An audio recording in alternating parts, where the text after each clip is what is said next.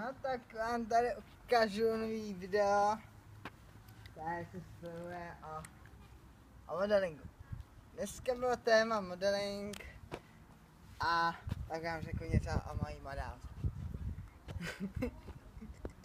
To je modelka. Už je krásná princeznička. Teď bych chtěl podívat, že je princeznička. Taky bych chtěl říci, že jak se to vůbec stalo. Takže modeling si stává v tom, že chtějí být holky krásné. A proto přemýšlej o nějakých návrhách. Třeba například, jaký jsou teďka novější styly. A co se tady moderně nosí. Teď jako taky bych měl jednu otázku a asi někdo neodpoví. Proč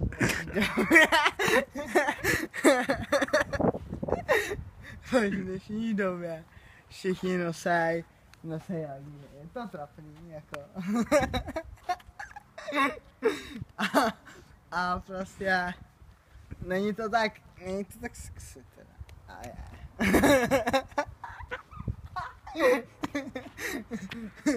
No, tak bych chtěl říct, co to bude stávat. Takže stane se v tom, že bych chtěl říct, tady ten vlog je věnovanou pro jednu osobu, kterou určitě dobře znáte, možná i neznáte, nevím. A proto bych chtěl o ní říct takové pár informací a třeba zjistíte, o koho se jedná, nebo o koho se nejedná.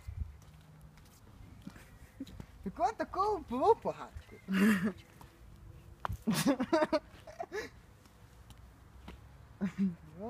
Blbou pohádku. A tak. Počkej, někdo mi napísal na Face. Co to má dál? A už se točí, no já si myslím, že to točí. To myslím, že to točí. Točí se to dobrým Apple. To je správná forma. Tak já řeknu něco o mě a o tom. Můj internetní fan, jak tady vidíte, byl můj nejlepší koníček, žlutý míček. A bez tohle žlutého míčku už nemůžu ani skoro 3 roky užít. A tak bych chtěl říct, že určitě jsem rád za to, že jsem hrával fotbal, že jsem se aspoň něco trošku naučil. Určitě, myslím si, že určitě nikdo není dokonalý, takže určitě někdo v tom fotbale je více dokonalejší, někdo méně dokonalejší. Někdo má třeba dobrou techniku, někdo má třeba dobrou střelu, někdo je třeba dobrý v bráně, někdo třeba v tom bráně třeba taky není dobrý, nebo tak v polovině, někdo třeba neumí nic, umí třeba jenom dobře běhat, někteří třeba neumí běhat, umí dobrý keč, a někteří třeba neumí ani běhat, ani kočka a mají člověk vodostřel. Víc tady. A tady vám to může potvrdit, což zde hraje fotbal, že to může potvrdit, že to je opravdu, si neříkám, že mám vymýšlenost. Taky jsme tady chodili na fotbal, takže určitě jsem za to rád, že to furt se tady udržuje.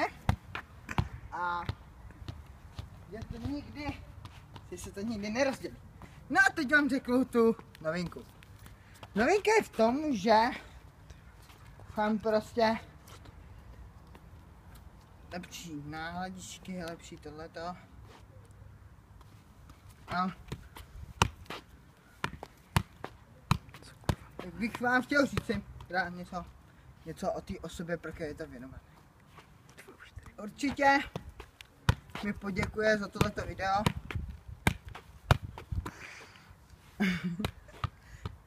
A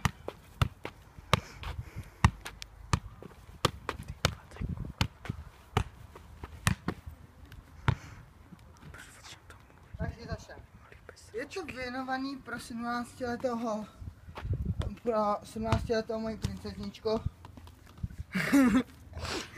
To se musíme jako. A chtěl bych ji poděkovat, že ten vztahy a i neschody, i schody se furt udržují. Určitě jste zjistili, že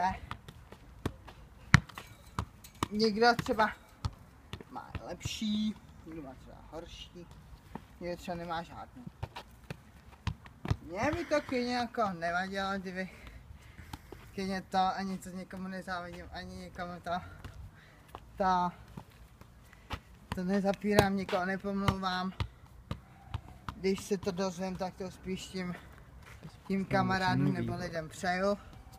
A nebo třeba nepřeju. A tak bych třeba, máte názor vy, třeba nám to přejete, třeba nám to nepřejete. Někdo je třeba nešťastný, někdo to závidí. Je to úplně jedno. A tak bych chtěl poděkovat za to, že někoho mám, s kým si můžu popovídat o něčem, co třeba jinýma třeba nemůžu, nebo se stydím. A určitě mi každý dá za pravdu, že každý, co mají nějaké schody nebo neschody, to nejraději řeší s nějakým nejbližším, takže to je třeba rodina, sourozenci, a nebo její holky, nebo kluk, podle toho, jestli jsou na holky nebo na kluky.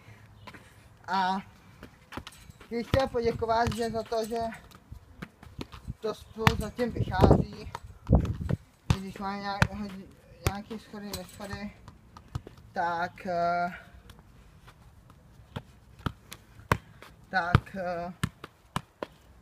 jí chci moc poděkovat a proto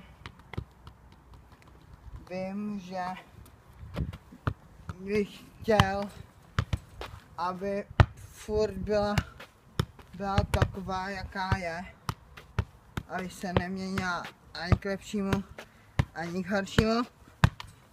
A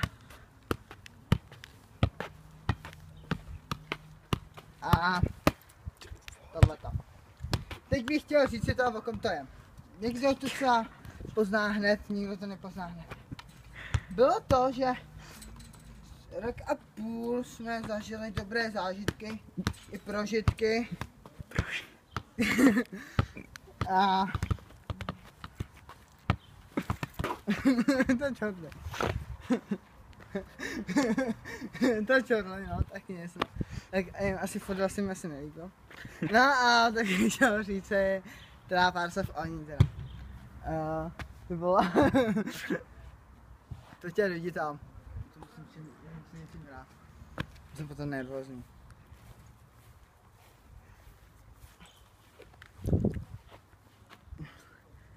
Bočárno. No, ten dost.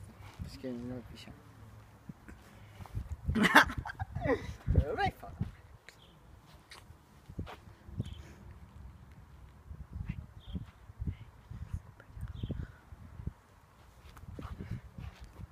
No, a potom, když mi přijde a dáme mu míč, tak začneme nové koutu, že se to zkusí. Jo, o rok a půl.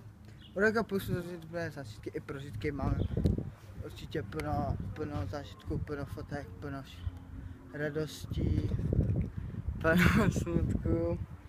A tak bych chtěl říct, že určitě z takového holkou bych asi nikdy nic neprožil. I když občas jsme byli na sebe naštvaný, občas tam byly chyby, sliby chyby a tolik jídla. A tolik. Bych chtěla říct,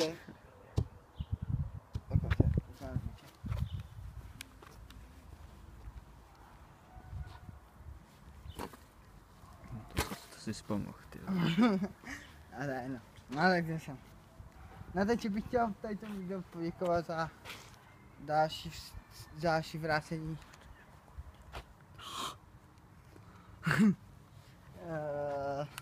Další vrácení, že se mi vrátila a kolik už to je? No, tak no, takže Václav ani teda je určitě krásná přírodní blondýnka. Její 17 let, bydlí 10 km od Jindřichova Hradce. Chodila do školy do Jindřichova Hradce a zájmy jsou kreslení, tanec a počítač, Facebook a